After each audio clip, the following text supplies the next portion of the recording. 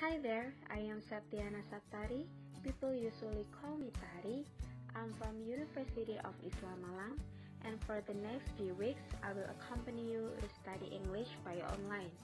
It is such a pity that we can't meet in person, but I hope you guys stay healthy and keep spirit on studying. Okay, for the first meeting, we will learn about passive voice. Here is the PPT and the explanation. Baik, di sini kita akan belajar bersama mengenai passive voice. Mungkin kalian sudah pernah dengar apa itu passive voice? Ya, dalam bahasa Indonesia passive voice lebih umum dikatakan dengan kalimat pasif. Nah, seperti yang kita tahu, dalam bahasa Indonesia maupun bahasa Inggris, kalimat itu dibagi menjadi dua, yaitu kalimat aktif dan juga kalimat pasif. Nah, apa sih kalimat pasif itu? Let's check out. What is passive voice? Passive voice is a type of a clause or sentence in which an action, the verb, or an object of a sentence is emphasized rather than its subject. Simply, the subject receives the action of the verb. Jadi di sini, passive voice adalah sebuah klausa atau kalimat yang lebih menekankan kepada predikat atau verb dan ke objeknya daripada subjeknya. Nah, selanjutnya, when should we use passive voice? When the emphasis is the action and the object of a sentence rather than the subject of a sentence. Jadi di sini kapan kita harus menggunakan passive voice? Yaitu ketika kita lebih ingin menekankan kepada objek ataupun kepada actionnya sendiri. Yang berarti bahwa the object is more important than the subject, atau bisa jadi the subject is unknown. Even when the subject is known, it is put at the end. Untuk lebih jelasnya, let's check this example. Nah, seperti audio yang sudah saya share tadi, pasti kalian sudah mendengarkan kan ya? Di sana terdapat 12 sentences yang terdiri dari 6 sentence of active voice dan 6 sentence of passive voice. Silakan amati apa yang ada di PPT dan temukan perbedaan besarnya. Apa perbedaan besarnya? Ya, benar sekali.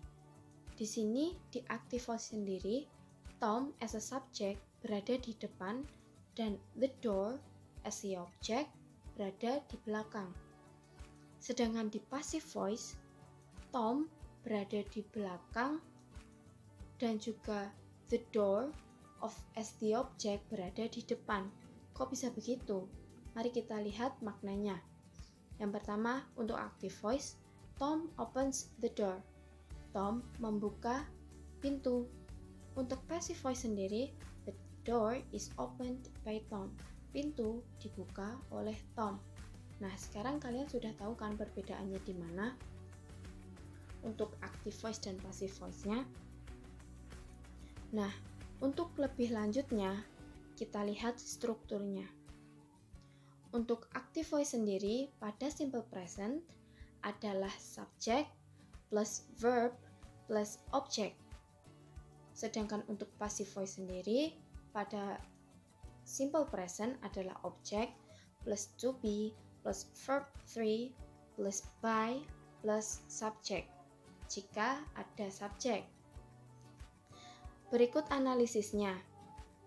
Pada active voice, Tom as a subject opens as a verb, the door as the object. Dan ini analisis untuk passive voice-nya. The door as the object berada di depan ya, is opened, diikuti by, diikuti Tom. Nah, kita lihat dulu is opened di sini. Is adalah to be dari simple present. Dan opened di sini adalah verb 3. Pasti kalian sudah tahu ya verb 3 itu yang seperti apa.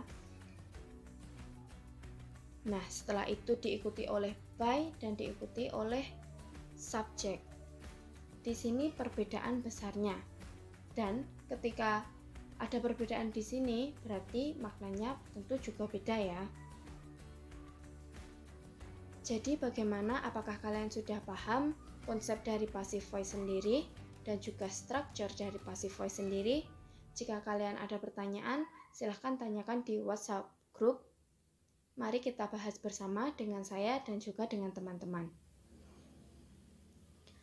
Baik, setelah ini I will send you a little word in a word from yang saya kirim ke WhatsApp group, dan the word should be collected in PDF form collectively at president of class, and don't forget write your name and class. Thank to you. Feel free to chat me if you want to ask something confusing, and have a nice day guys. Bye.